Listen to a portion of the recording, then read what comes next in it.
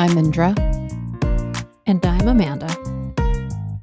And we'd like to welcome you to The Messy Middle Matters. Hi, Amanda. How are you today? I'm good. How are you, Indra? Good. Today we're talking about titles. It's something that comes up in the workplace all the time, and I've long understood how important titles can be in the workplace. But when I think about titles, I think about a specific scenario that came up in 2020 when 37 Signals released their new email platform called Hey. As part of the rollout, one of their big fans, they've got a huge following from the software engineering industry. One of their fans was a software engineer. It was a person of color, reached out to them and asked, when are they going to be adding email signatures to the platform? So DHH, who is their CTO and also created the tech platform Ruby on the development language Ruby on Rails, responded saying that they don't plan on adding signatures to the platform because they think they're divisive. This software engineer then clarified for DHH how important including his titles was in his email signatures as a person of color. In his lived experience, what he found was that when he did not include his title and credentials and anything that he had in his email signature for new emails and even the reply to emails, what inevitably happened more often than he would like is that the recipient of the email wouldn't take his word for what was included in the email and trust his expertise. They would look for validation from someone else. So, like I said, I always understood how important titles were, whether it's in email signatures, in HRIS systems, or on LinkedIn, but this was a new dimension for me. And so I'm really glad we're getting to dig in on this topic today. Yeah, for sure. For all of the reasons you listed, titles are important, right? For HRIS, HR information systems, platforms, org charts in your organization. But also I view titles as a way to signal to others like what your credentials are and like how to interact with you, right? Yes. Like, so, hi, I'm Amanda Lee. I am a director of something. Like that holds more weight than like, I'm just Amanda Lee. Like you don't know me from anything, right? Like whether that's in the workplace, whether that's, on this podcast, whether that's in real life, like you don't know anything about me other than my name.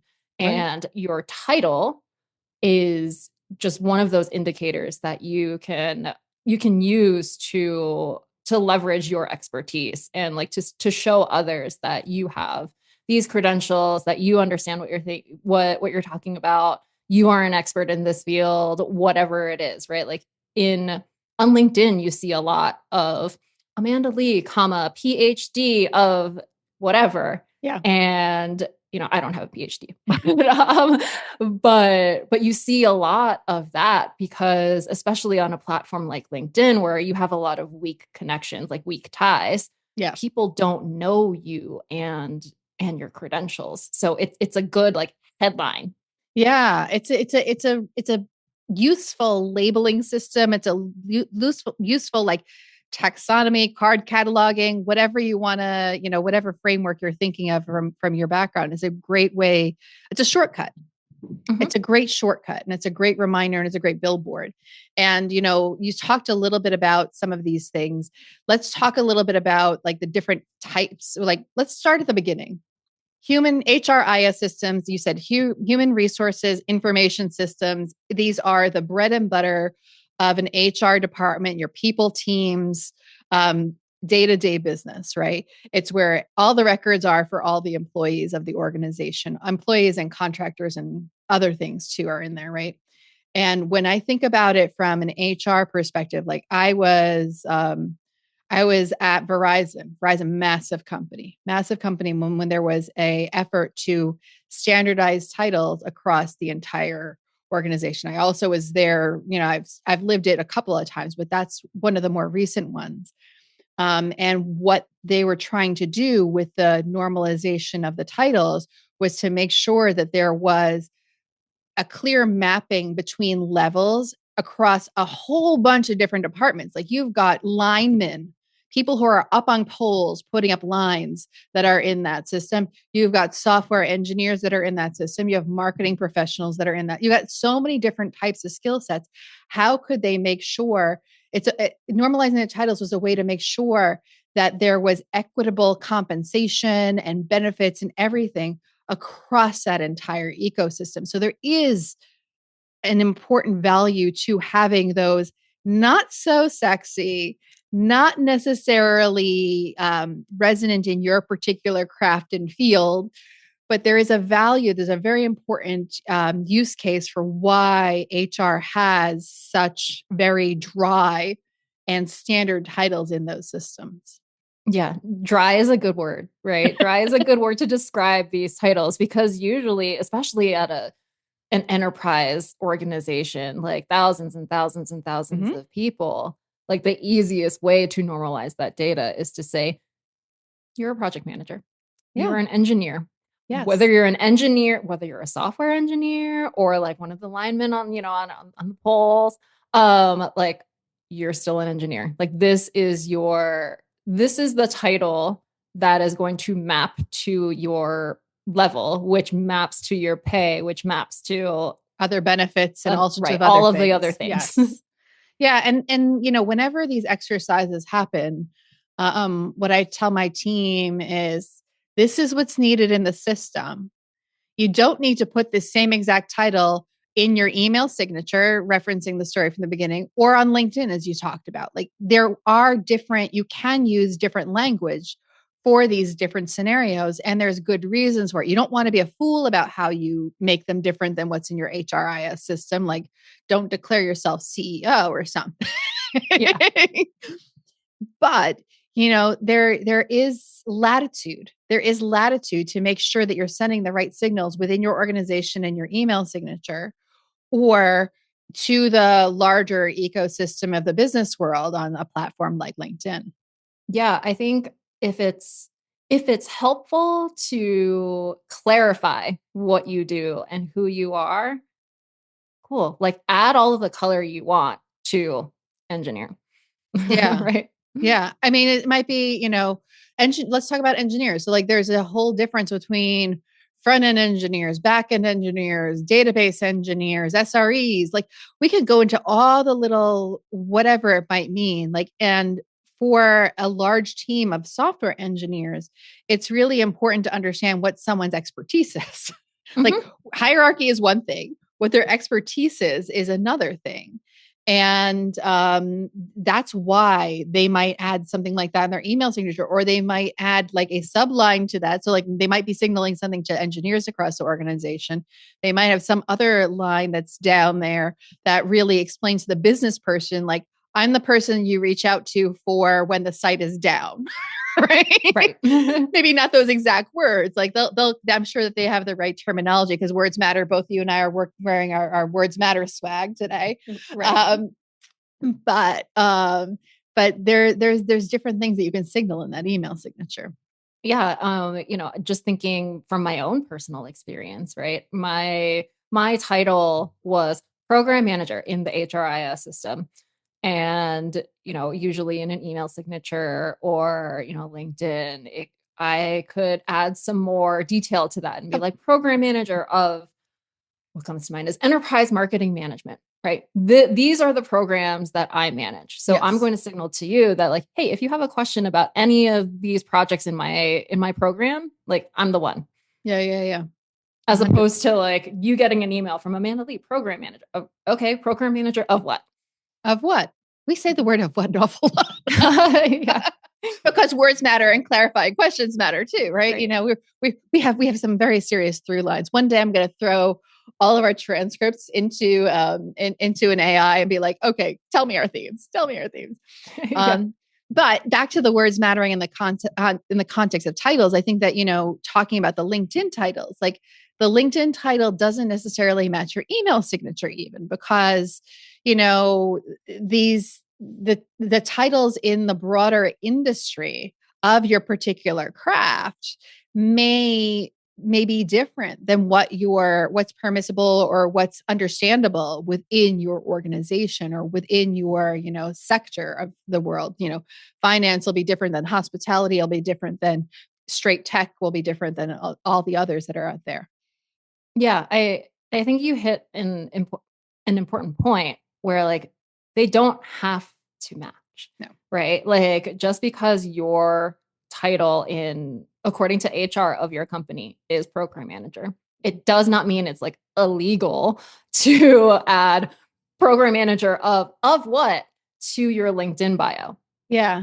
Yeah. And I think a lot of people get nervous, like, when their titles do differ between the HR system and specifically LinkedIn or their resume, right? Mm-hmm. When there is that delta. And because the reality is that there will be future employers that call for an employment verification check.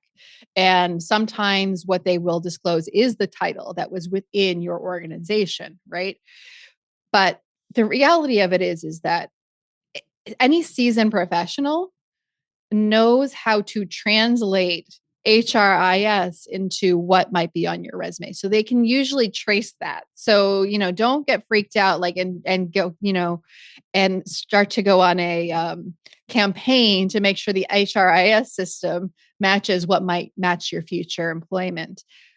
Have a little bit of faith in the system, have a little bit of faith in the people doing employment checking, have a little bit of faith in your future people managers or potential hiring managers that they will be able to do that translation, which is where, again, you don't want to go completely off the rails in what that definition is, but you have a little creativity if you need to. Yeah. And another thing is I have applied to jobs and, had these background checks done in recent years. And if you're worried about your background check coming back with a delta, Yeah. what I can tell you is most of these, if not all of these background check companies ask you to fill out a separate form. So if you're really that worried, on that form, you say whatever your HRIS title is, right? Yeah. And they're not going to pull up your LinkedIn or like pull up like whatever other credentials you have and match it to, the form that you submitted. And like, oh, wait, you put program manager here, but you put some other title here on LinkedIn. Like, I'm going to flag that. It's not yes, I think that's a really good thing to point out. And the one thing that I would also say that's important to note is that the hierarchy of the titles and even the leveling across organizations can be really different in the context of titles. Like in some organizations, VPs are really high in the organization, and some organizations are in the middle of the organizations. In some organizations, VP and EVP, executive vice president, and president are not necessarily sequential. There's gaps and there's things in the middle, or directors are placed in different levels. So like have those, when you're in those conversations with people from different industries, don't automatically say, oh, you're a director, I'm a director too, cool, we're in the same level. You may or may not be. Like you really need to understand like the sphere of influence and the scope of what that person's job is, and ask those questions to really understand if there's a true analogousness between your two roles and two levels. Yeah, I think the context of your organization matters a lot here, because you're right. Like in what comes to mind when you say VP and what VP means in different industries is that there are a lot of VPs, vice presidents in the finance sector. Yes. Whereas like at a startup, a VP sometimes reports directly to the CEO. 100%. 100%. I love that example. And, even within an industry, like let's go to the tech sector, there's a graphic that I love often. I love referencing from time to time is how the software engineering titles map across the big five tech companies. We're talking about like the Facebooks, the Googles, the Amazons, it's the Apples, et cetera. They don't even all match up, right? They each have slight differences in their career stages, their career bands, everybody uses a slightly different thing. And even the titles within those, like what's a level 1, level 2, level 3 of a software engineer? It can be very different from organization to organization, the responsibilities. Yeah. And so we've talked a lot about um, understanding Yeah. what your title means, Hmm. right? Especially in context of your organization and, outside in the broader scheme of things. Why why do they matter? Why do they on a day-to-day basis at work? Yes. On a Yeah. day-to-day basis works. I think that, in that we talked a lot about the outside of the organization. We haven't talked about inside. Like, Right. you know, um, back to Verizon, I still remember massive organization. Um, there were some shortcuts that people would use to make sure that they wouldn't get overwhelmed with too many conversations and too much noise. Because if they invited a conversation with everybody, they may not be able to get their day-to-day job done. And so there were some people did employ some shortcuts. Some people did employ some shortcuts where, they would really only interface with people at their same career stage. And that made sure that helped them keep moving their team and their team's work forward. So it wasn't necessarily dismissive, but what it did is it created some challenges in so let's say I had a team member that understood exactly what they needed to have done, and they knew that sending the email directly to a director, excuse me, because they weren't at the director level, it wouldn't necessarily go anywhere. So what we did, the process that we had, is my team members say, "Hey, Indra, I've got something I need you to send." Yeah. They'd pre-draft an email for me. I'd take a look at it. I'd make sure that it made sense, that I stood behind what was there. And then I would send that email to that director because it was a shortcut. It was a necessary shortcut. Like when you look at it, you might think, "Oh my goodness, they're too good." Like, no, it's really not that. It's really that it's an organization of tens of thousands of people, more than that, but let's say tens of thousands of people, and making sure that your time is as well spent as it can be is really important. Is really Yeah. important. I mean, even at organizations that aren't tens of thousands of people, like Automox, I'm pretty sure I was one of those people, Indra, of just like, hey, I think this is really important information. Yeah. I can post it in this Slack channel, but like, I don't know if it's gonna. I don't know if I have enough clout or weight, right? I think it would be more seen and heard and understood and received if and I think your title was director at the time, if like Yep. a director posted that.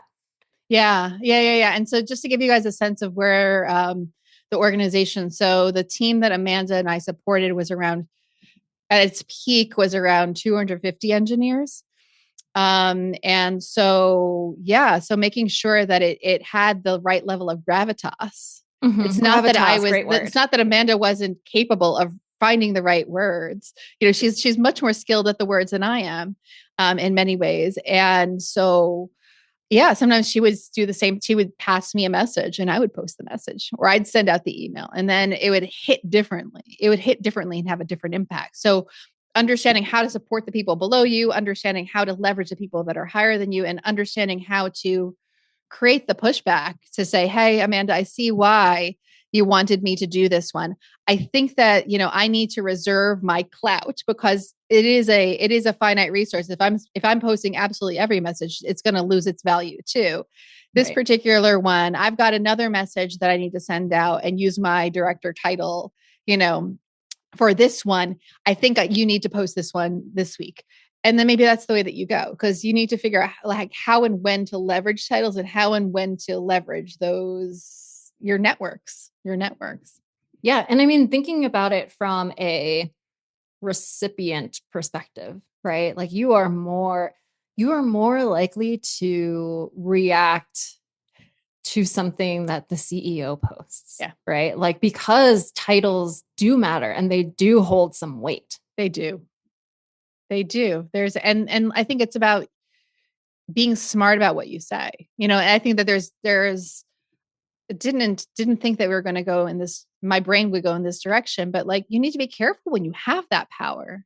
You Mm-hmm. can't, you have to understand the weight of your title and use it Yeah. well, and use it to the advantage of the greater good, in my opinion. That's how I choose to work on things.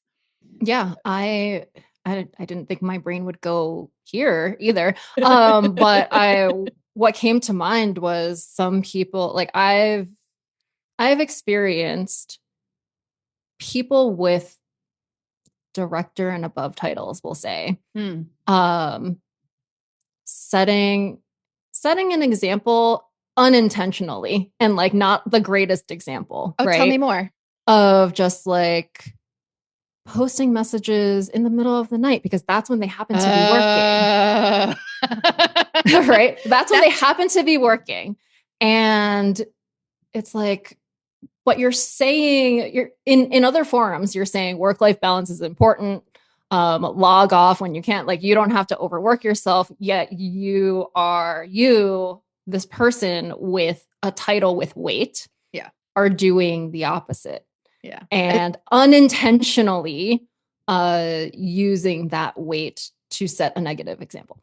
Yes, I think it's a much bigger communications. Like we keep on saying, you and I are becoming communication. This is becoming a communications podcast. I joke Yeah. about that Yeah. all the time, but it's true. It's true. It's true. You don't know how that's going to. It hits differently when you do have that title. That title has weight, and it can shift your culture if you use it the wrong. If you engage with your team the wrong way at a certain status, it is a Mm-hmm. status thing, Yeah. and pivoting on the status thing, or just like riffing on the status thing, not pivoting, riffing. Um, I'm going back to the example of that person, that software engineer who was emailing the folks at Hey, I need an email signature. Pun intended. I don't know with my Oh yeah. overuse of the word Hey. hey. Yeah. It gets stuck in my brain, certain words every once in a while. But when you see a colleague and they do give you their full set of credentials at the top of the conversation, it's probably look at it for what it is. Ask yourself why. Maybe they do need to assert themselves for one reason or another. Maybe, their email signature is much longer than yours for a reason or another. Maybe your email signature is really short because that's what works for you in getting work done in your particular scenario, in your particular workplace culture. So, make sure you take a look at the context when somebody is um, leveraging their title and why they might be doing it. Yeah, for sure. When you first told me that story of, that engineer, Yeah. and hey, I was just like, I know exactly why he's asking. I know exactly why he's asking about email signatures and being able to use his title, to use his credentials, right? Because like I'm an Asian woman, right? Like there are societal limitations. Yep. We'll call it that, right? And I need to show up in a certain way for people to take me seriously. Right. And I have a master's degree, right? Like, it was the path of least resistance at the time, but like I have a master's You have degree a and master's degree. I tell people that Yeah. because it is yet another way, like my credentials are another way for me to have more weight in the conversation or in the interaction. Yeah. And for me, I generally have not relied on my titles. I'm a white woman. I'm a cis white woman, right? Um and for me that hasn't been for a whole slew of reasons. I've not leaned on my titles, right? As much. There are scenarios, I've given some scenarios here today, but for me that's not as much. And so for me, when I first encountered that story way back in 2020, I'm like, oh, that's why this person and this person and this person and this person and this person and this person in my past had put down every possible credential in their email signature. Like it turned on a light bulb for me. Yeah. Right. And it was And just, like that's why Amanda, was such a pain in the butt asking about my title and what it was. And like, I'm managing people now. Like, yeah. is my title now officially manager? Like, can we change that Yes. in the HRIS system? So, or HRIS because that's the system. Yeah. But yeah, like that's why I was such a pain about it because titles do matter, especially for someone like me. Yeah. Yeah. I mean, I think this is a much bigger topic because I know, not I think, I know that for some, when they encounter people who flex their credentials for one reason or another, it can have an allergic reaction. Like it's like, oh, what do they think that they're so special? Because they did that. Take a beat. Right. Take a beat. Yeah. understand that it's a fact. And maybe question and just reflect on, not question. Question sounds like you're going to have an active conversation with them, but just reflect on like, why might that be the case? Why might be that the case? And maybe there's something for you to learn. Maybe there isn't some sort of flex. Maybe you just have never taken advantage. Like I never took advantage of my titles the way that I should have until I hit certain organizations at certain thresholds. And then it was always in my signature because I understood that um, there was an advantage to that. And why not take advantage of that advantage of making things clear to folks so that I could engage in certain conversations? Yeah. And I think there are some organizations that take titles very seriously, Yes. right? Like it's part of the company culture. Or it could be a government organization or a Mm-hmm. pseudo military organization, or there's lots of different types of companies where titles really matter. Right. Actually, it's interesting that you brought up military because that is an organization where titles really matter. Really There's matter. a hierarchy there. And that's what keeps that machine going. That's what keeps that organization going. That's what leads to the success of that team, of that organization. You know, I'm using more general terms just so that there's the paralleling. But yeah, there's value to that. And sometimes that makes sense. And some organizations some organizations love a flat culture. You know, the teal organization. We can talk about those. That's a type of structure of an organization, which is based. Long and the short of it is that titles can flex based on current circumstances. So, Oh, I've never heard of that. oh, When you said flat organization, I was thinking of I think it's Netflix actually that like it's pretty flat. That everybody is like a contributor. Yeah. Some go that route, and some go even Mhm. further, where it's and your in a teal organization, your compensation can change based on your role at a particular time. So it's very radical in when you think of like a really traditional organization. But back to our topic of titles. They matter. They matter. Make sure you understand them contextually. Make sure that when someone is using their title, you reflect on what they're trying to signal and why they're trying to signal it, and see how it can apply to you. See how you can apply and show up in a different way by adjusting your title, by adjusting even the font of your title if you're talking about email signatures. Like Yeah. there's so many pieces to it. Yeah, I think that's another theme of our podcast, right? It's not just a communications podcast, but it's also a um lead with curiosity, right? Yes. When you see something that you're like, huh, like Huh. go a little bit deeper, Huh. right? Try to understand the Yeah. other person's perspective. Try to understand Yes. why that is, right? Because in most cases, I would say there is a good reason that Amanda has her title, her credentials, all of this stuff in her email signature. Yeah. Yeah. I think that's a lovely place for us to end. Yeah. Thank you, Amanda, for yet another rich and surprising conversation. We always wind up somewhere we didn't realize we'd wind up. And I think that our conversations are the better for it. And thank you to everyone for listening. And we hope that you'll join us next time when we cover another topic from the messy middle. Bye. Bye. If today's episode hit home or just made you laugh, you might love our merch. We've got 3 collections. Don't Make Me Regret, in honor of the sweatshirt that started it all. Words Matter, inspired by our most popular episode. And Embrace the Messy to celebrate the beautiful chaos. Head to shop.themessymiddlematters.com to take a look. Everything's print on demand, so be sure to double check your size before ordering. But if anything goes wrong with the printing, our vendor will work with you to make it right. Looking for a different cut or size? Email us at podcast@themessymiddlematters.com so that we can explore the option. Thanks for making the messy middle matter.